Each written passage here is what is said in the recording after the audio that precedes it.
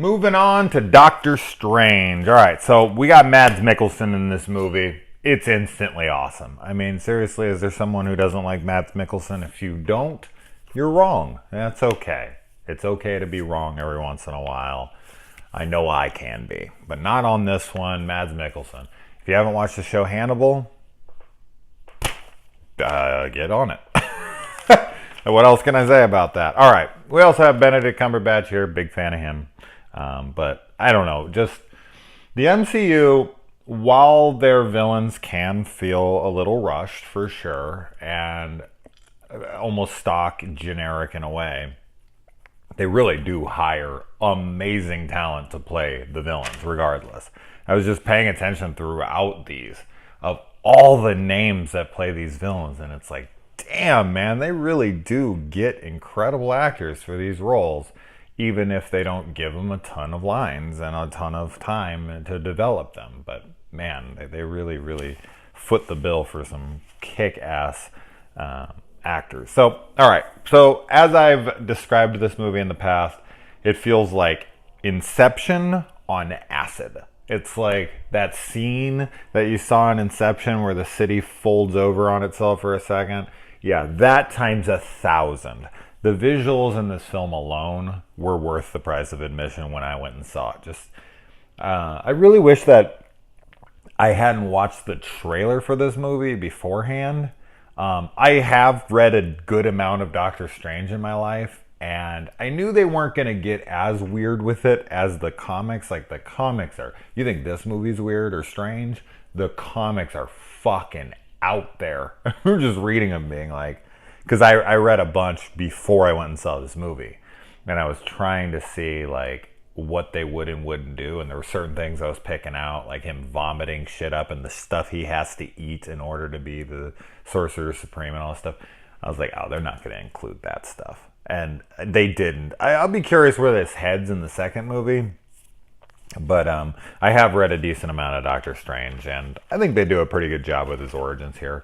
I know that there's controversy. Oh my god, there's controversy in something that a movie did? No way. Especially a Disney movie? Fucking forget it. People just never stop bitching about everything. Smile. With the Ancient One and the whitewashing and all this shit. The dumbest whitewashing argument I've ever heard ever was attached to a MCU Marvel show, and that was Iron Fist. Has anyone ever heard a dumber fucking argument? The character's white, and people were being racist by saying that the MCU, well, you know, Disney, you know, Netflix, whatever, was being racist. It was like they wanted an Asian person to play him, and you're like, the character's white. You think because they're doing martial arts and they're from this whatever that they're Asian? Wow. Like, that was so fucking dumb. But anyway, back to the Ancient One.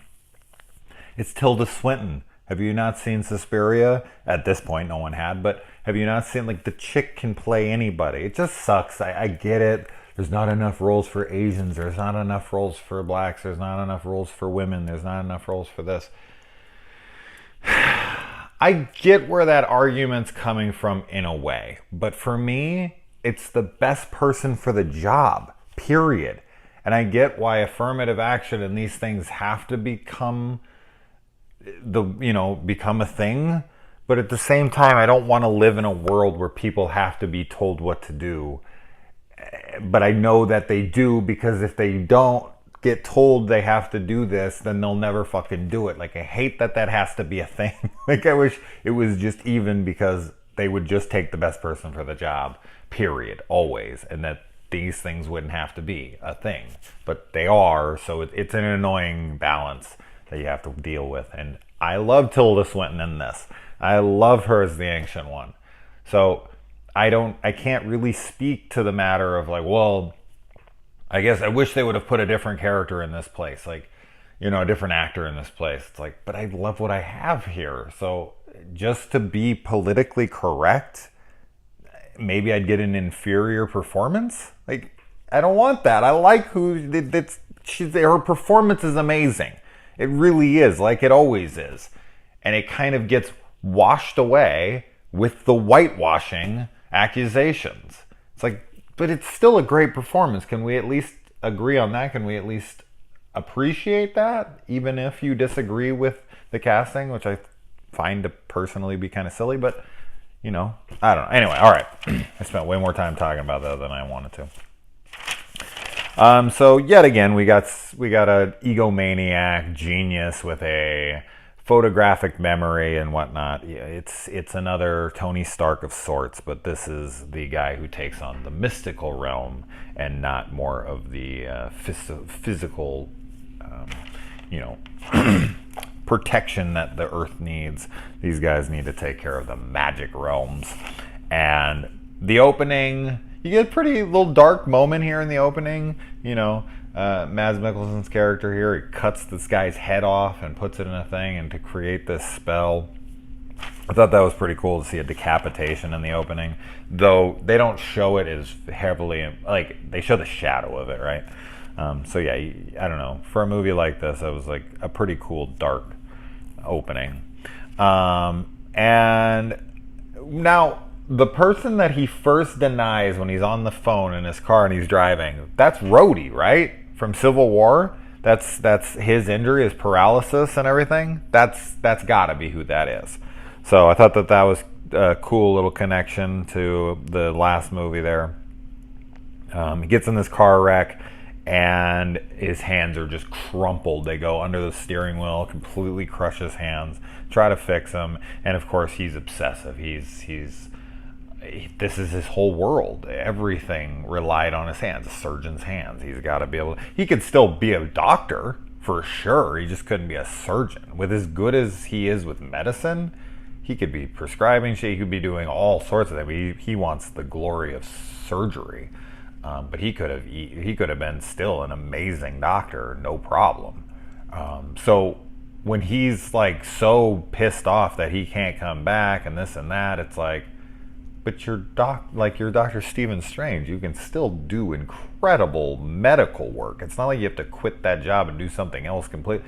You can still do pretty much everything but surgery, which of course sucks, 100%. But that's just him. He's obsessive, and of course no one wants to live with hands that shake. And he's so consumed by his ego. He's so centered on himself and thinking he's the smartest person around, and he's this doctor who's going to overcome something that's impossible to overcome. And while he's in physical therapy, he meets this guy who tells him that there's this other guy who recovered from something that's impossible to recover from, so he hunts him down and he tells him that he needs to go and find this like temple.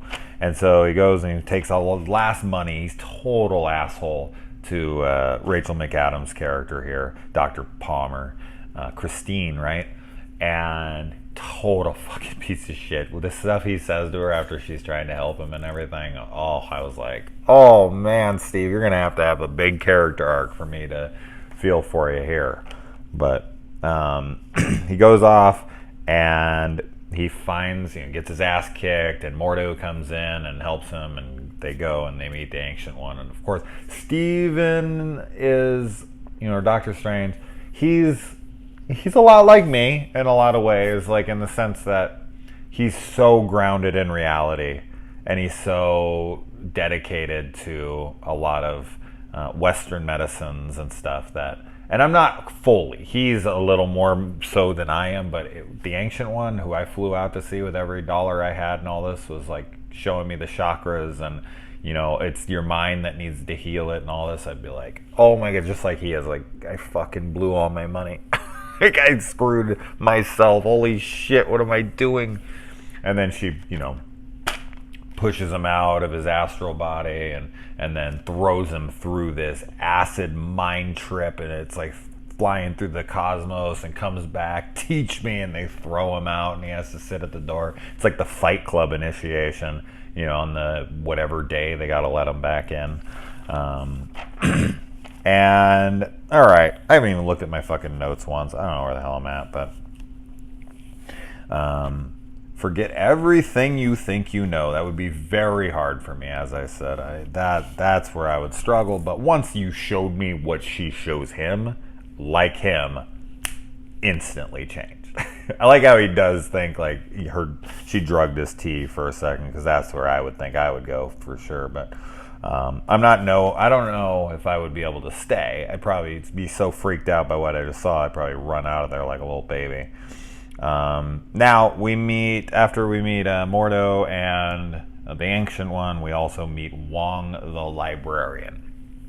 And here's the most pressing question of the entire film, and one that's probably plagued the mind of everyone, me for sure. And that is, did Wong actually know who Beyonce was? Or was he listening to her for the first time in that scene?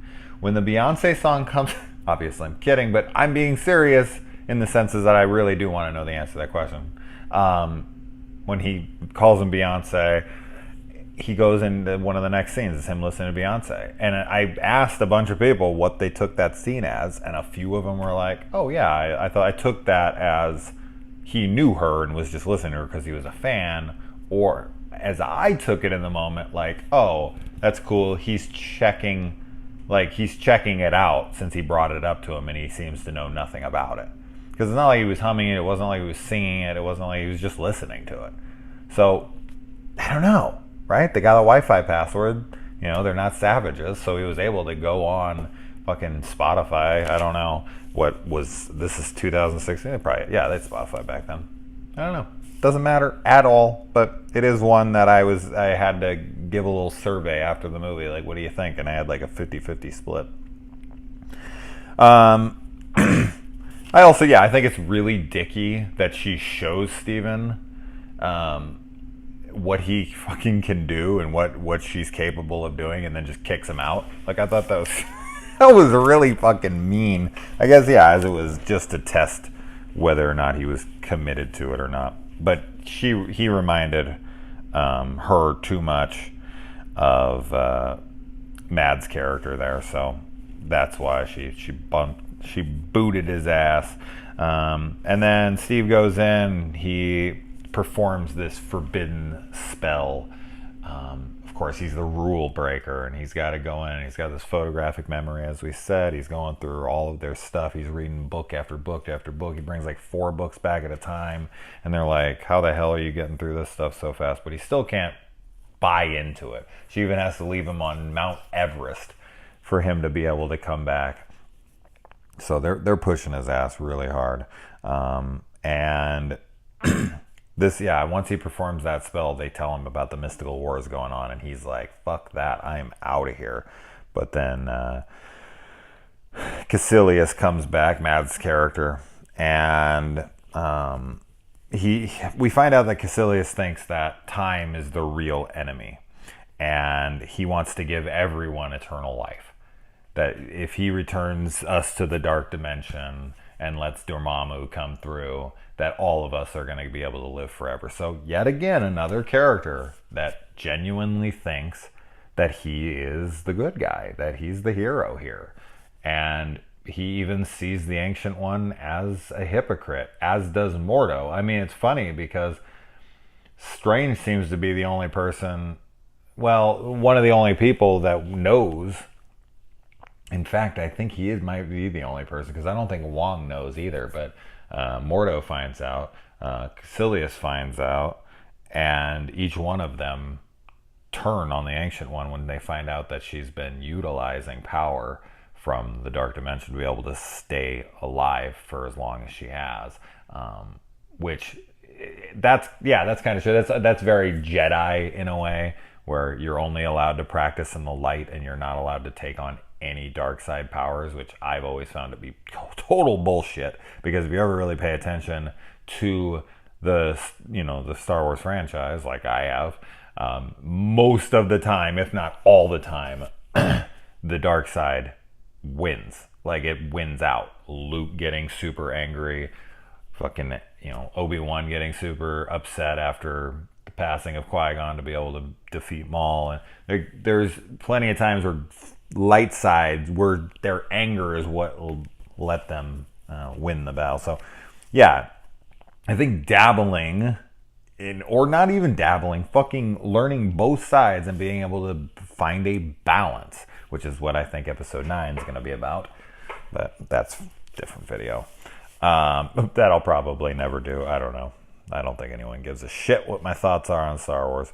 But they should, because I am a fucking serious fan of that stuff. Anyway.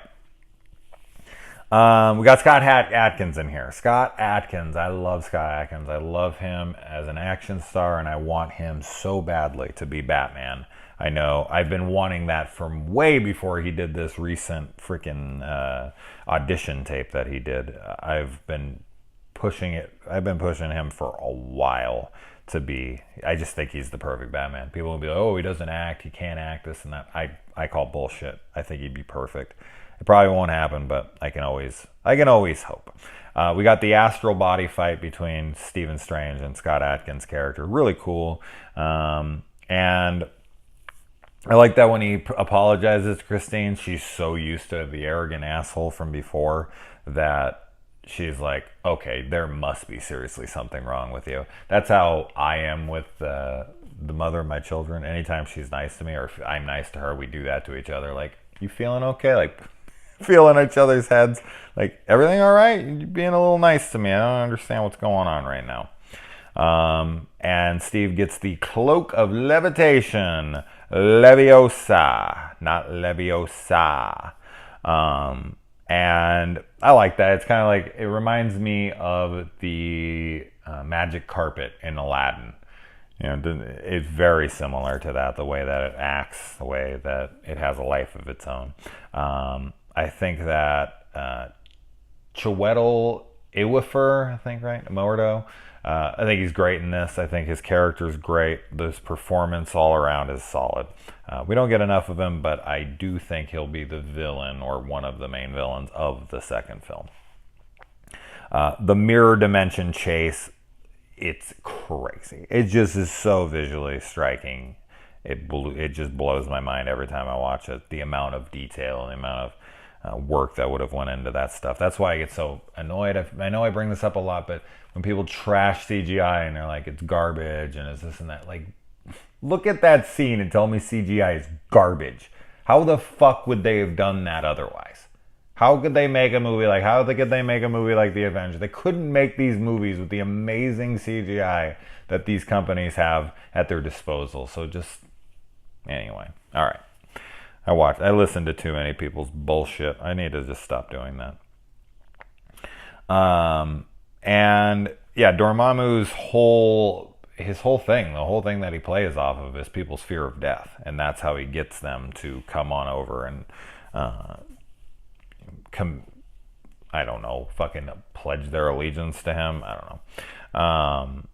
And the Ancient One dies, and her little pep talk with Stephen there, and I like what she says, because this I do completely agree with. She talks about how death is what gives life meaning. Like, if there was no end to this, then it would just go on forever, and you wouldn't really appreciate your life. You wouldn't really appreciate almost anything, because you'd just be like, meh, like, I don't know, like the way that she words it, and I've thought about this, and I could definitely get more into it, but what all is being said there in that moment, I totally agree with. It's just the fact that life is fleeting, the fact that it is short, the fact that, you might not get it tomorrow, and especially if you think there really might not be a tomorrow, that's gonna really make you focus and try to appreciate what you have. When she goes to die, she just keeps drawing out the last second of her life. She's like, even after these like thousands of years of being alive, like, I can't let myself go, because death is terrifying. I mean, it really is. To some people it must not be, but to most of us it is. And she tells him the biggest lesson of all: it's not about you. Hopefully we get to see Rachel McAdams again. I really like her. I really like, we don't really get to see a ton of her. She's very secondary in this, much like most of the romances in the MCU. We don't really focus on romances in the MCU all that much, which I think is probably a good thing, because I think people will get really annoyed with it really fast. So that's all right. Mordo losing faith is sad, because he's so he's such a he's so committed to this, and to see him kind of lose faith and everything sucks. And then the reverse time where he comes in and the sanctum has been torn down, and he reverses time, and so there's everything's being rebuilt in reverse and backwards, and they're fighting in a world that's undestructing. So cool. How often do you see that in a movie where when people are fighting, usually they're destructing things, but this one, all the destruction is fixing itself as they're fighting. Reminds me, on a much larger scale, of course, this movie, but it kind of reminds me of a movie called Ink, which, big fan of that movie, big fan of that dude's work. Also a movie called Frame that he did. Great stuff. And then he had another one called like 11 something. I've seen that one. That one was fine, but Frame and Ink. But there's some fight sequences in there. It's a really low budget movie, but they like collapse a table and then like the table rebuilds itself because they're not really allowed to affect the world that they're in. It's a cool ass movie. I highly recommend both of those. But anyway, and Wong was dead. Fucking Steven totally saved Wong's life. He was impaled, buried in rubble, and when they reverse it, Wong is the first person. He was like, you can't screw around with, nature or whatever. And once Steven saves his life, I guess he's all of a sudden like, well, keep on going. Like, do it. Don't stop now. So he doesn't mind when he's saving his life, I guess. I know that's not why he says it, but it is kind of funny that once he's dead, he comes out and he's like, all right, maybe I guess I was wrong. And so they can't beat Caecilius, so Strange decides to fly up and meet Dormammu, and that's when he puts him on the time loop, which I thought was great in the movie theater. I was like, oh no, he's got him trapped in there forever, and he's so pissed off, and he just keeps killing him over and over and over. And then he tells him, like, we're going to make a deal here. You're going to take your little goons that have their allegiance to you, and you're going to get lost. And so he comes back, and he's like, don't worry, you're going to get what you want, immortality. I just don't think you're going to like it very much. That's evil, man. Because there's other movies, people are like, oh, well, that's funny. That is funny how you'll watch movies and people will be like, oh my God, like, they killed that person. How horrible. Superheroes shouldn't kill this person. But then they'll cheer on a guy being sent to a hell for eternity. Like, I'm sorry, but killing someone is way less horrible than sending them to a hell for eternity. And yeah, what? Sometimes I write shit down. I have no idea what the fuck I'm talking about. Mordo is upset that Steven used the magic that he didn't approve of, which is weird because every person would have died. And it's like, I'm sorry that I saved everyone's life. Shut the fuck up. So I'm glad he leaves. And yeah, he comes back and he steals that guy's magic that keeps him from being crippled. That's evil, man. That's some evil ass shit. And then we got a little cutscene here with Thor meeting Doctor Strange, and he says he's going to help him with Loki. So that was pretty cool. And let's move on, shall we?